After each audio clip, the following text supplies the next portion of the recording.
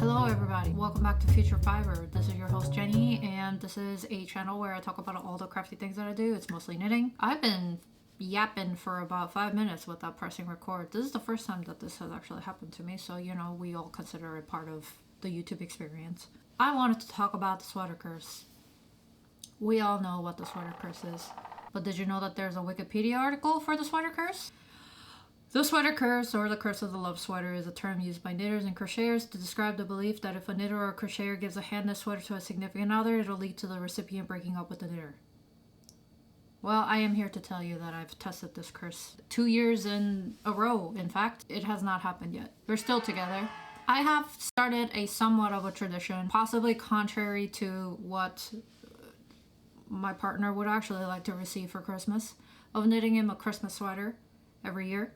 I have 2 years of data on this, and I do feel like I've not maybe done the greatest job of making the sweaters in the way that maybe he actually likes it. So we'll talk about all the current learning so far and the losses possibly, and then also like I want to walk you through some of the stuff that I've made for him, because I've done quite a bit of knitting and sewing. I haven't been able to find all the sewing stuff because it's all in the laundry apparently. Maybe I should start with what I've already made for him. So I think one of my biggest fallacies in creating clothes for my partner so far is that we're people and I have my own fashion sense and he has his fashion sense. It's different, you know? We gotta respect each other's differences. Maybe I have not done exactly that with what I've created for him. And then the more successful pieces definitely reflect a lot more of his opinion than the less successful ones. So, given that this is a channel where I primarily talk about knitting, let's start with the knitting. We're going to kind of work backwards. This is one of the latest things that I made for him last year.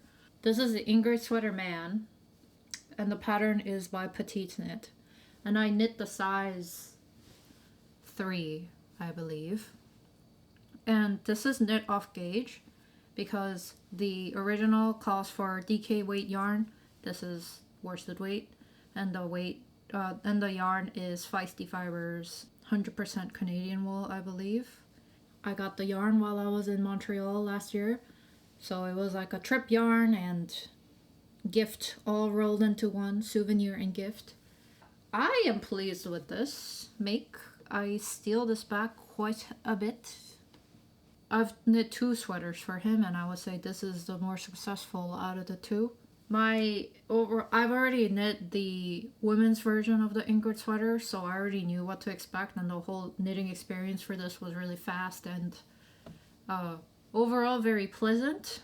The pattern is very easy to follow, aside from whatever is happening on the arm decreases, but I think there's a lot of people who have already spoken to that already in Ravelry notes, so if you need some guidance on that, I would check that out. But otherwise, the whole pattern is pretty easy to follow, and I think the men's version has some modifications that are more suited for a masculine figure, although I'm not really convinced that the fit is really tailored or anything. I felt like the grading was pretty much the same between the men and the women's, but it's supposed to be an oversized sweater anyway, so maybe that doesn't matter as much.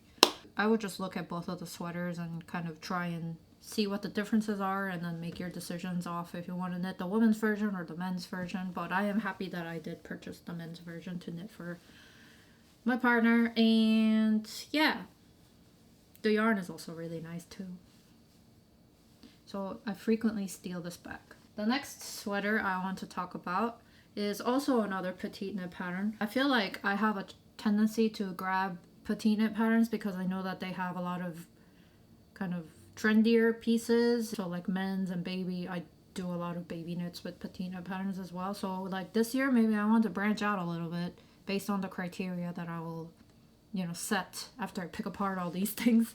But anyway, this is the Anker Sweater Man by Petite Knit. And this is a yoke construction. I mean, this is a pretty popular pattern, so same as Ingrid. So I don't know what much more I have to say other than the yarn that I used was Drops Lima in the colorway Petrol. I love this yarn. I forgot how much I love this yarn until I just picked it up now, and I do want to purchase more of it. This is the less successful of the two, but I do feel like the way that it turned out is much better than the Ingrid sweater. Like, it looks nicer, but I say in terms of like success, because he does not wear this at all. And I don't steal this back because I don't think this color looks that great on me. Also, this cut or this yoke style construction also doesn't look that great on me. Neither does it look great on him, honestly.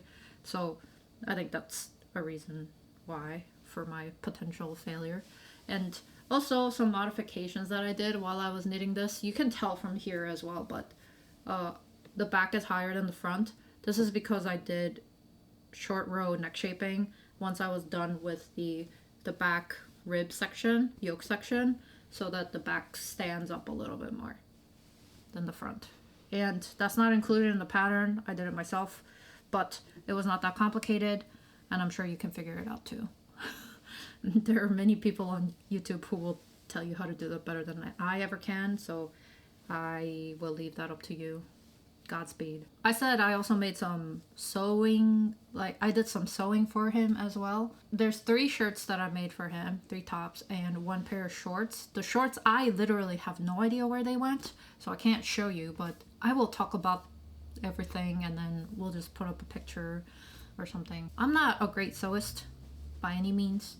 I don't think I have a natural knack for sewing. What I value in sewing patterns is just like the ease of instruction. I think that's very important. I'm not the type of person who to just like see the pattern pieces generally and then be able to put it together. I do need the instructions with the patterns, so that's a big point. And also the cut and the fit of the pattern itself is pretty, I mean, obviously very important too, because like, why are you sewing clothes? Because you want it to fit you and you want it to look a certain way. So those are some of the criteria that I look for while I choose patterns. Most of these are from Elbe Textiles. I believe they're a Australian pattern designer. I don't know how to describe it. They tend to be very structural. I think the patterns are very high quality. That's why I chose this one, this shirt pattern. This is the worst fabric to show you anything. This is the Sanders button up. There's 2 modifications I believe you can do. One is long sleeves and the other is short sleeves. My partner somehow only chose fabrics that were kind of like Hawaiian shirt-y. So all of the shirts that I made for him are short sleeves. I've made 2 shirts from the Sanders button up. I felt like it was a really easy to follow pattern. I am horrible with setting in sleeves and making sure pattern pieces all match up and stuff like that. But I feel like they did a really good job of explaining like how to get the back yoke to line up and then everything to look really nice. There is a detail in the back where it has a little placket. I omitted that from this version. I do have that on the other version, but it features 2 front pockets that are kind of set into the seam, front seam. You have a front seam that runs across the top yoke here, and then the back also has seams running down along the waist area, so it's like 2 vertical lines. So the back is actually like back bottom is 3 pieces as opposed to just being 1. And I think like it just looks like straight pieces, but they have a little bit of kind of easing to it. I don't know, it's cut in a way that's very flattering, I think. I can't quite remember what size I made, but all I know is that I made these quite oversized for my partner because he likes to wear things very big. He's kind of like similar to me in the way that we don't like fabric really touching us. Evidently by these large sleeves. I just don't like it when it's like too tight.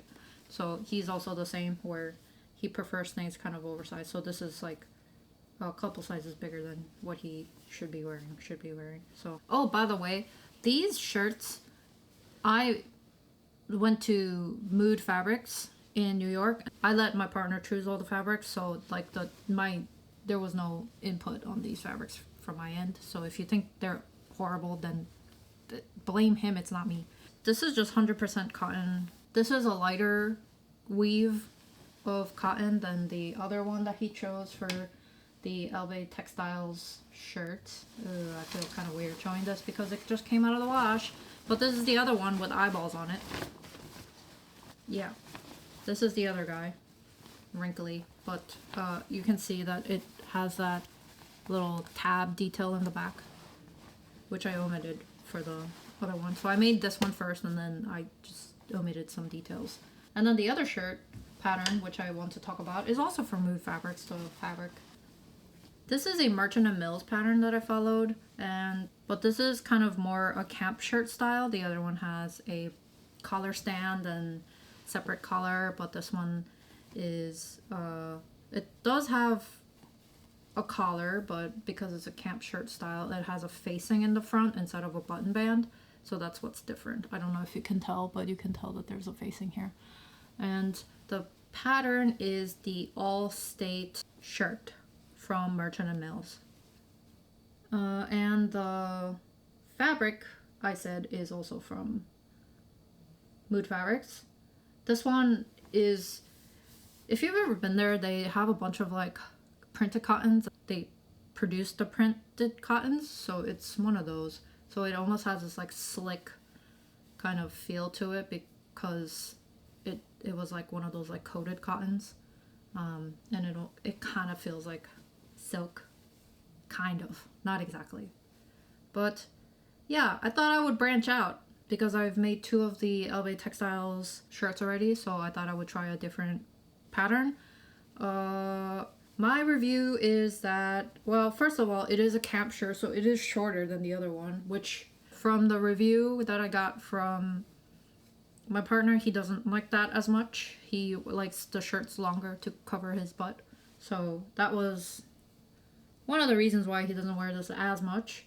But also, I think I cut a size that was too close to his measurements. But I think it looks good. This one also features front pocket, and the back is all in one piece.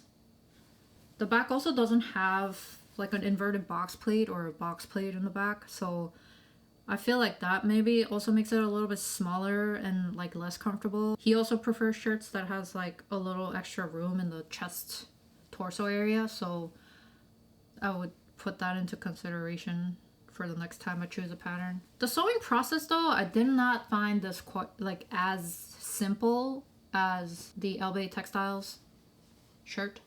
The Allstate by Merchant & Mills, there's less pieces, but somehow I felt like it was harder for me to get the pieces to kind of line up. Maybe I just didn't notch my stuff correctly, but it was a little bit fiddlier with the facing than putting in a collar stand and collar for me. So I don't know if I would use that pattern again. Maybe if I wanted a camp shirt for myself, I would use it, but otherwise, I don't know if I would use that to make another piece for my partner. I would probably use a size larger if I did. And I also sewed a pair of shorts for him, which is the Trig shorts, also by LB Textiles. I don't know where it is, so I can't even show you it in its crumpled state. But it's just like a basic pair of like black linen pants. I also think I chose a size that was too close to his measurements, but it's just like a simple elasticated pair of shorts, and it was really like simple to make. So if you want a shorts pattern, I would recommend that one. But take what I say with a grain of salt, because I don't really sew that well. So that's my show and tell of the clothing, shall we say. And speaking a little bit about the patterns. Let's talk about what was successful and what was not successful. Successful ones, what I've noticed from the ones that he tends to wear a lot more is that, well, he definitely wears the wovens a lot more because you could wear them through winter, I guess layered with things. I'll let this print doesn't scream winter, but since I want to knit him a sweater, I think oversize is really key. For the Anker sweater, although I think it looks really good, it fits him really well, the main problem is that it's just not oversized enough. Like, I think also the fabric that the drop sleeve mat created also has something to do with it, where I really love this and it's very drapey. It the stitches even out really well, and it has this like very soft halo to the fabric that looks really nice. But I think the sweater is a little thin. I think so, therefore it like hugs your figure a little more, so I don't think he really loved that about the sweater. And also it is physically a little bit closer fitting, which the Ingrid, because of the fabric and how it has patterns and also this being worsted weight, it just kind of like stands alone a little bit more. It stands away from you when you wear it, and I think that's what he likes about this. The fit is good. The thing with this one is that it's just too short because I didn't buy enough yarn, so that's another thing. The same reason why he wears the LA Textiles button down more, the Sanders button down more than the Merchant and Mills one, because the camp shirt is shorter than a regular button down. And this one too is, he likes the overall fit of this, it's just short. So I have to create something that's like this in terms of width and volume in the sleeve, but a little longer in the length. And I think he would like it if the yarn itself wasn't as heavy. I think that's like the one other thing. Cardigans are definitely out of the option because, well, for sweaters, I didn't knit a cardigan to begin with because he only really wears like pullovers. He doesn't even wear hoodies. So I think some sort of pullover would be nice. I'm leaning to, so like now we have to research some options now that we've narrowed down the criteria a little bit, and I would love your opinions as well. So a couple of options that I was thinking. The first one is obviously the zipper sweater by Petite Knit, but I think that one's out because I don't love the raglan. I haven't been in a raglan mood. I just prefer like drop shoulder or like satin sleeve or something like that recently, or even saddle shoulder, so I'm pulling that out of the thing. But like there's a bunch of other zip up sweater types, so like I guess that's like one option that I'm thinking of. The other is a shawl color, I guess. That's actually in Line of Publishing. Their, what issue is this? Line is 13, and it's the Wider by Inyoung Kim. I really love how this looks. It's got these like wide cables running up and down the front and the back, and has a drop shoulder construction. I just think it will look really nice. I would just have to increase the length a little bit because on the model it looks a little short. And I think it's like right along the lines of what I was thinking of, and sort of for like